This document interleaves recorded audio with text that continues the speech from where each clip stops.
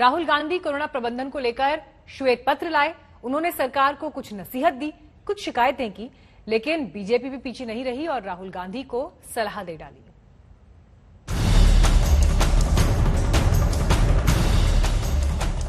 And it has to make this process work not just on one day, but every day until we have vaccinated our whole population.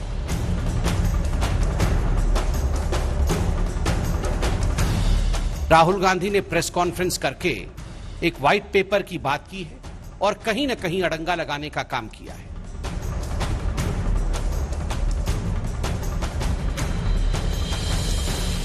एक तरफ corona के तीसरी लहर की चेतावनी तो दूसरी ओर देश में जारी वैक्सीनेशन के महाअभियान का दौर। राहुल गांधी ने श्वेत पत्र के जरिए सरकार को आईना दिखाया। उन्होंने कहा कि ज्यादा से ज्यादा टीकाकरण को लक्ष्य बनाया जाना चाहिए ताकि तीसरी लहर की आशंकाओं को टाला जा सके। Yes, good work has happened yesterday, but this is not a series of events.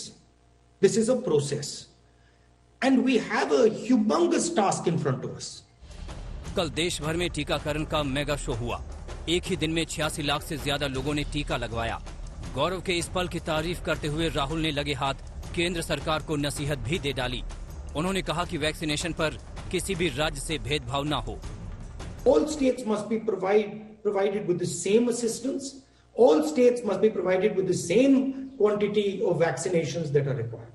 And so that it is very important that bias does not come in. So this idea that there are some BJP states and there are some Congress states and we have to prove that BJP states are vaccinating better, which is embedded in the way the government is acting, is not a good idea. It's a dangerous idea for the country.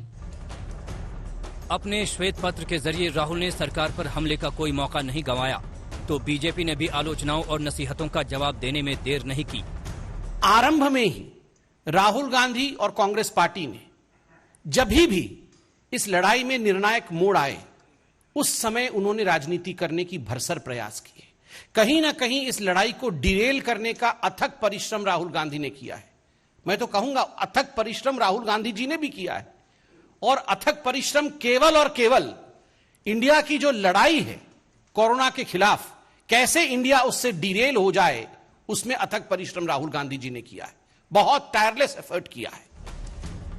Party नेता अमित मालवीय ने tweet कर कहा, राहुल गांधी हमें पहले बताएं कि क्या उन्होंने खुद को टीका लगाया है, क्योंकि कांग्रेस ने हमेशा टीके के प्रति झिझक को बढ़ाया है। क्या राहुल गांधी जी ने वैक्सीन ले लिया है? Rahul Gandhi, are you vaccinated? क्या प्रियंका वाड्रा जी ने वैक्सीन ले लिया है? Priyanka ji, are you vaccinated? Robert Vadra vaccinated हैं या नहीं है? बिकॉज जो कांग्रेस की फर्स्ट फैमिली है, क्या ये फर्स्ट फैमिली वैक्सीनेटेड है या नहीं है? आप 1000 वर्चुअल पीसी कर लीजिए, किंतु एक तस्वीर लाखों शब्द बयां करती है। अभी एक दिन पहले ही केंद्रीय मंत्री रविशंकर प्रसाद ने भी राहुल गांधी को नसीहत दी थी। माननीय राहुल गांधी जी, अभी तक देश को नहीं मालूम है कि आपने टीका लगवाया कि नहीं लगवाया।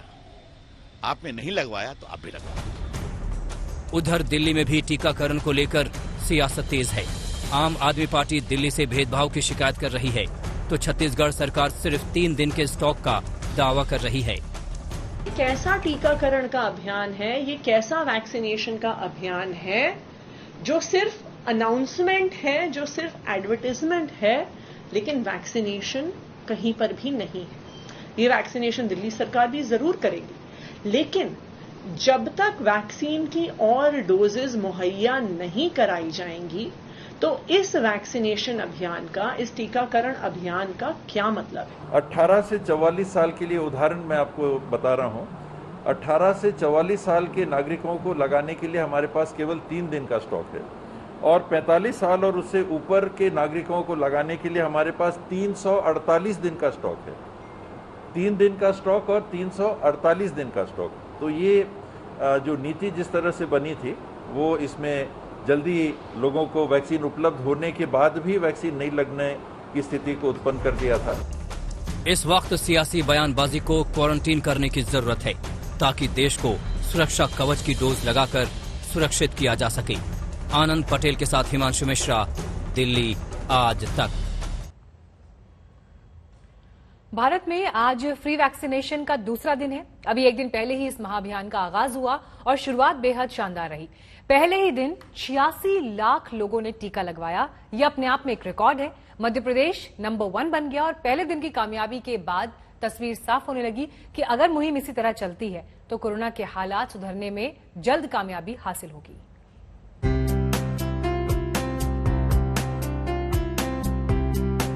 देश में टीकाकरण अभियान एक उत्सव बन चुका है। शहर शहर वैक्सीनेशन कैंप पर पहुंच रहा है तो गांव देहात में भी टीके पर दुविधा दूर होती दिख रही है।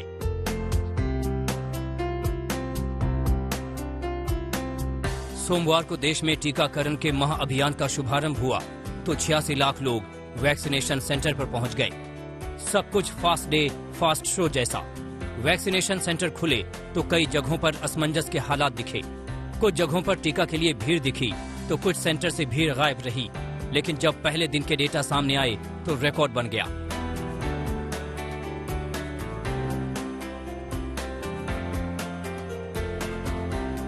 इक्कीस जून को वैक्सीन के 86,16,000 से ज्यादा डोज लगाई गई।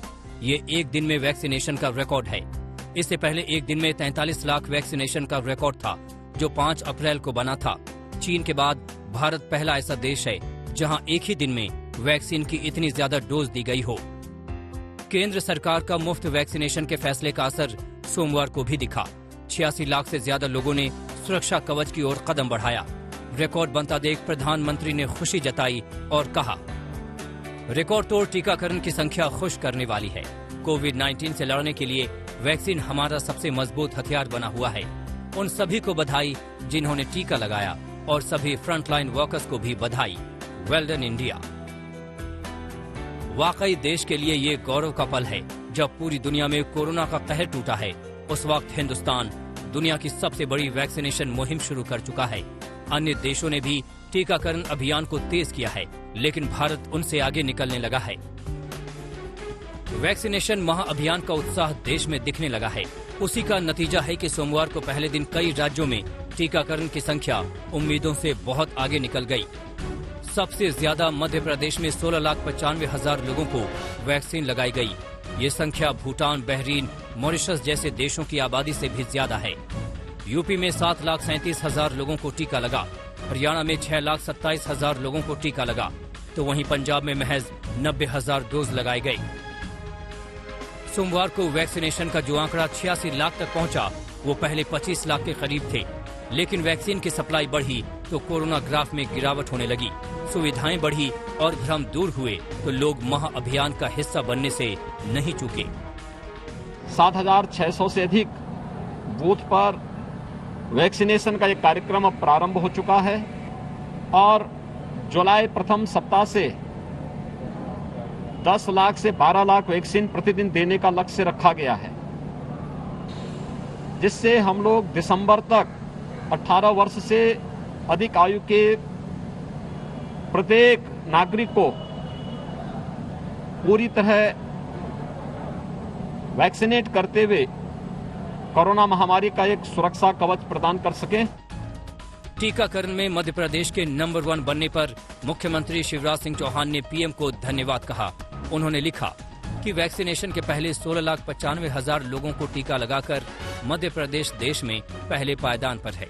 प्रधानमंत्री मोदी जी द्वारा केंद्र सरकार की ओर से हर भारतीय के मुफ्त टीकाकरण के मानवीय निर्णय के लिए प्रदेश की 8 करोड़ जनता हृदय से आभार व्यक्त करती है। माननीय प्रधानमंत्री जी के नेतृत्व में जो वैक्सीनेशन अभियान पूरे देश में चला, मध्य प्रदेश के मुख्यमंत्री आदरणीय शिवराज सिंह चौहान जी ने पूरे मध्य प्रदेश के अंदर ये कोविड का महा वैक्सीनेशन अभियान चलाया था पूरे 52 जिलों में और एक उत्साही वातावरण के रूप में वैक्सीनेशन हुआ। 7 जून को प्रधानमंत्री मोदी ने देशवासियों के मुफ्त टीकाकरण अभियान चलाने का ऐलान किया था। राष्ट्र के नाम संबोधन में पीएम मोदी ने कह दिया था कि कोरोना के खात्मे के लिए देश कमर कस चुका है। केंद्र और राज्य सरकारें मिलकर नई गाइडलाइंस के अनुसार आवश्यक तैयारी कर लेगी। संयोग है कि 2 सप्ताह बाद 21 जून को ही अंतर्राष्ट्रीय योग दिवस भी है।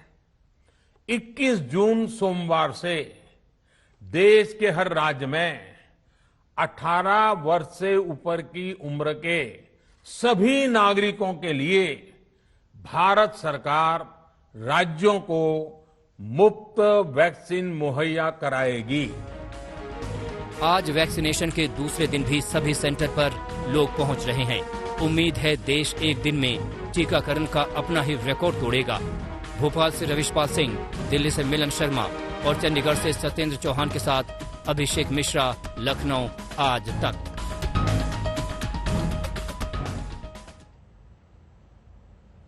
तो पहले दिन वैक्सीनेशन का रिकॉर्ड बना, लेकिन दूसरे दिन भी टीकाकरण के लिए लोग सेंटर्स पर पहुंचे हैं। आपको दिखाते हैं अलग अलग शहरों में किस तरह के इंतजाम रहे और किस तरह से लोग वैक्सीन लगवाते दिखाई दिए।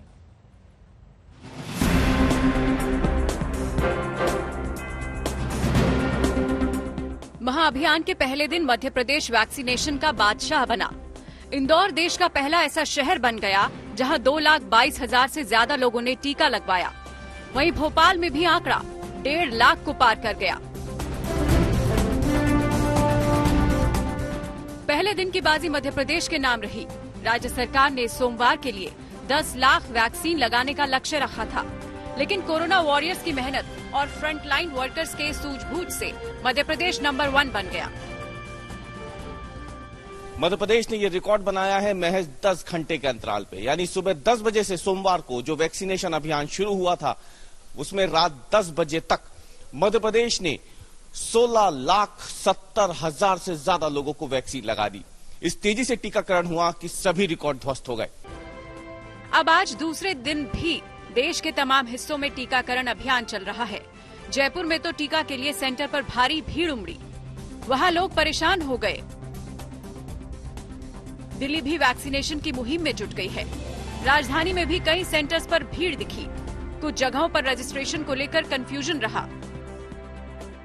सबको मुफ्त वैक्सीन अभियान की शुरुआत तो हुई है, लेकिन स्थिति कैसी है, कितना इंतजार करना पड़ रहा है, ये तस्वीरें आपको दिखाने के लिए काफी है कि किस तरीके से दिल्ली का ये वैक्सीनेशन सेंटर है जो कि पूर्वी दिल्ली में है और यहाँ पर लोग परेशान हो रहे हैं।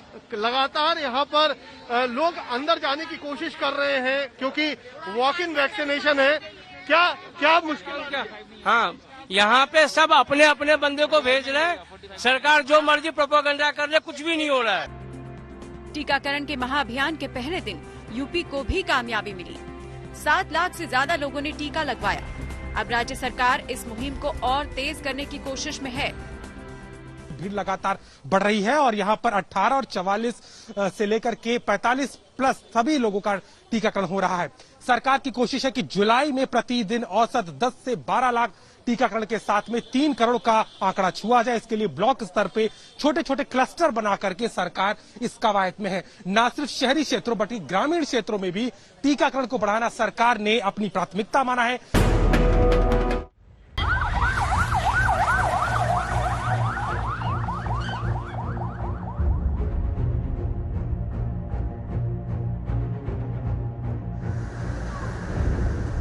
कोरोना के संकट काल में जब पता नहीं था कि कब कौन कहां कैसे बीमार हो जाएगा, जब अस्पतालों में इलाज के लिए दौड़ पड़े थे आम लोग, जब आम आदमी को इल्म नहीं था कि अपनों के इलाज में कितना खर्चा आएगा, तब अस्पतालों के महंगे इलाज ने करोड़ों लोगों को गरीबी रेखा के नीचे पहुंचा दिया। आंकड़े कहते हैं कोविड के इलाज में भारतीय नागरिकों ने 66,000 करोड़ रुपए ज्यादा खर्च किए। पहले जो लोग स्वास्थ्य पर 5% खर्च करते थे, कोविड काल में वो बढ़कर 12% हो चुका है। यानी 100 रुपए कमाने वाला अगर 5 रुपए इलाज में खर्च करता था तो वो खर्चा बढ़कर 12 रुपए हो चुका है। आम आदमी ने अपनों के इलाज में दर्द सहा और जिंदगी भर का कर्ज। इसी कर्ज से बचाने के लिए राजस्थान में अशोक गहलोत की कांग्रेस सरकार ने अप्रैल महीने में अपनी तस्वीर अपने पद के नाम के साथ मुख्यमंत्री चिरंजीवी स्वास्थ्य बीमा योजना की शुरुआत की। इस दावे के साथ कि हर गरीब सरकारी कर्मचारी किसान को बिना प्रीमियम भरे राजस्थान के सरकारी और निजी अस्पताल में मुफ्त इलाज मिलेगा। जबकि कोई भी आम आदमी 850 रुपए का प्रीमियम भरकर गहलोत सरकार की चिरंजीवी स्वास्थ्य योजना में 5 लाख रुपए का हेल्थ इंश्योरेंस पाएगा। ऐसी सरकारी बीमा योजना जिसमें भर्ती होने के 5 दिन पहले से लेकर डिस्चार्ज के 15 दिन बाद तक का सारा खर्चा मुख्यमंत्री चिरंजीवी स्वास्थ्य बीमा योजना से उठाने का दावा हुआ। कोरोना और ब्लैक फंगस जैसी बीमारी तक का पूरा खर्च इसी चिरंजीवी स्वास्थ्य योजना में कवर किए जाने की भी घोषणा की गई। और इसी स्वास्थ्य योजना को लागू करते हुए राजस्थान के मुख्यमंत्री ने पूरे देश की सरकारों के बीच अपनी योजना से दबाव बनाने की बात तक कही। विज्ञापन दिया मैंने पूरे देश के अंदर पहली बार सरकार बनने के बाद में, इसलिए दिया फुल पेज का कि अन्य राज्यों में भी पब्लिक का दबाव पड़ेगा तो वो राज्य भी आगे आएंगे ऐसी योजनाओं के लिए जो पूरी पब्लिक वहां की इंश्योर्ड हो जाए बीमारी के लिए, और भारत सरकार भी आगे आए, जिससे कि विकसित राष्ट्रों की तरह हम भी अब काफी आगे बढ़ चुके हैं। लेकिन आज तक संवाददाता शरद कुमार जब बूंदी के हंसराज पांचाल के घर पहुंचते हैं तो रोते बिलखते परिवार के लोगों से पता चलता है सरकारी चिरंजीवी योजना के दावे के बावजूद जयपुर के CKS अस्पताल ने 7 लाख रुपए का बिल बनाया, कर्जा चढ़ाया। चिरंजीवी योजना के नाम पर मुफ्त इलाज का सरकारी वादा धरा का धरा रह गया। न हंसराज बचे, न घर वालों के पास पैसे। चिरंजीवी योजना का कोई फायदा नहीं मिला, उन्होंने साफ मना कर दिया। बेड ही खाली नहीं है चिरंजीवी में, और मिलेगा 10-12 दिन में तो आदमी मर जाता है वहाँ चिरंजीवी। और बाद में हमने उनसे रिक्वेस्ट भी अब ले ले, तो उसके बाद भी उन्होंने कोई उसमें रियायत नहीं दी। चिरंजीवी में इसका कोई इलाज नहीं। इसी रिपोर्ट के बाद आज तक संवाददाता शरद कुमार ने जनता के हित के बड़े ऑपरेशन को अंजाम देना तय किया, ये जानने के लिए कि क्या राजस्थान में जो मुख्यमंत्री चिरंजीवी योजना के नाम पर मुफ्त इलाज का ढिंढोरा पीटा जाता है, वो सरकारी स्वास्थ्य बीमा योजना वाकई मददगार है या फिर दूर के ढोल सुहाने लगते हैं। छिपे हुए कैमरे पर सच बाहर निकलता है, इसलिए जयपुर के जिस अस्पताल की तरफ इस वक्त संवाददाता शरद कुमार के कदम बढ़ते हैं, ये जयपुर का CKS अस्पताल है। मुख्यमंत्री गहलोत की सरकार ने ब्लैक फंगस का भी मुफ्त इलाज चिरंजीवी स्वास्थ्य बीमा योजना में कर रखा है, लेकिन क्या CKS अस्पताल के इंचार्ज सौरभ सरकार की योजना पर इलाज करते हैं?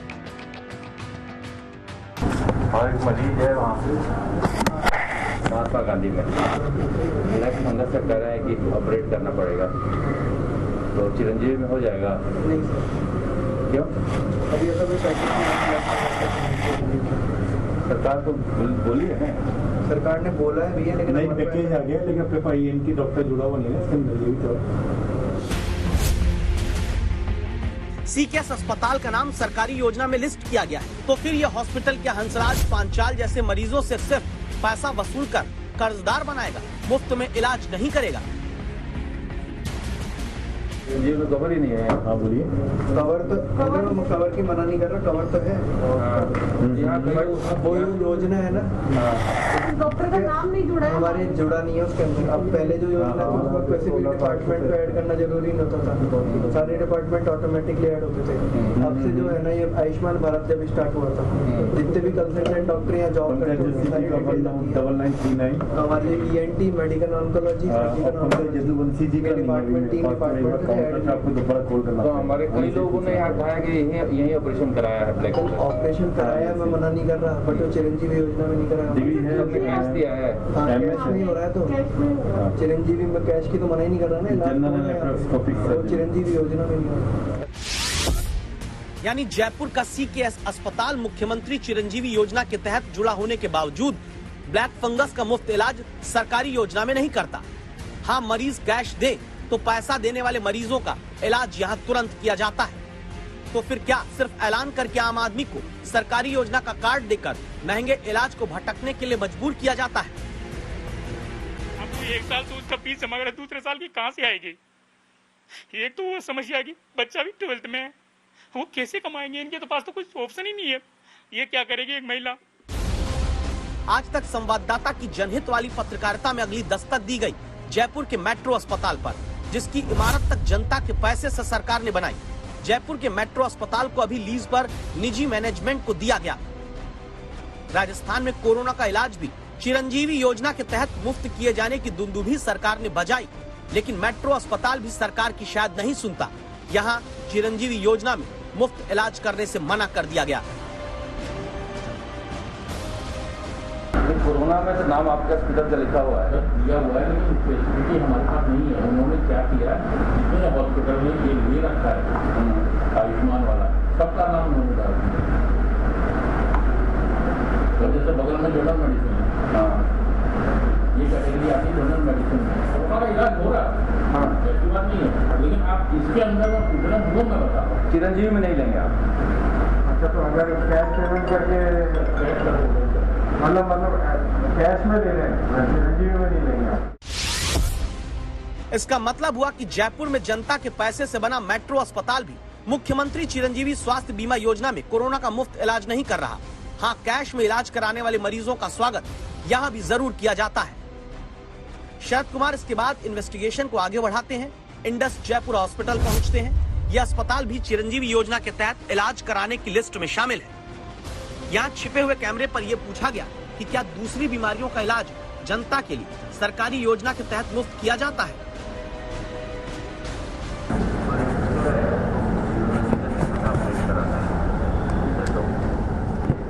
कवर हो जाता है नहीं है।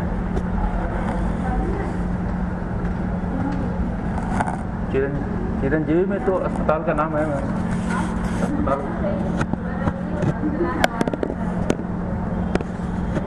डॉक्टर है आपका, कैश में हो जाएगा, कैश में हो जाएगा,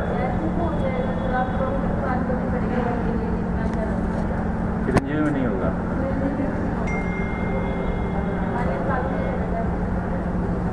तो आप पोर्टल पे तो अस्पताल का नाम दिया हुआ है।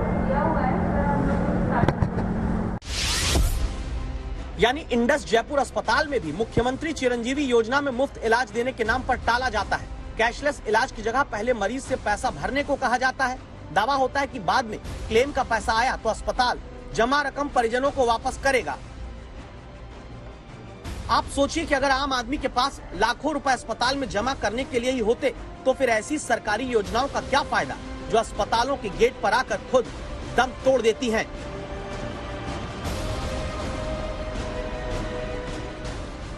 राजस्थान सरकार का दावा है कि चिरंजीवी स्वास्थ्य बीमा योजना दुनिया की सबसे बेहतरीन और सबसे बड़ी योजना है। निजी अस्पतालों ने राज्य भर में पहले ही अपने हाथ खड़े कर दिए हैं। सरकारी अस्पतालों में गरीबों का मुफ्त इलाज होता था, लेकिन यहाँ भी चिरंजीवी स्वास्थ्य बीमा योजना लागू होने के बाद पैकेज के नाम पर गरीबों को लूटा जा रहा है। जहाँ मुफ्त इलाज होता था वहाँ इनसे पैसे लिए जा रहे हैं। अब ये जाएं तो कहाँ जाएं। कैमरा शर्मा के साथ शरद कुमार, जयपुर, आज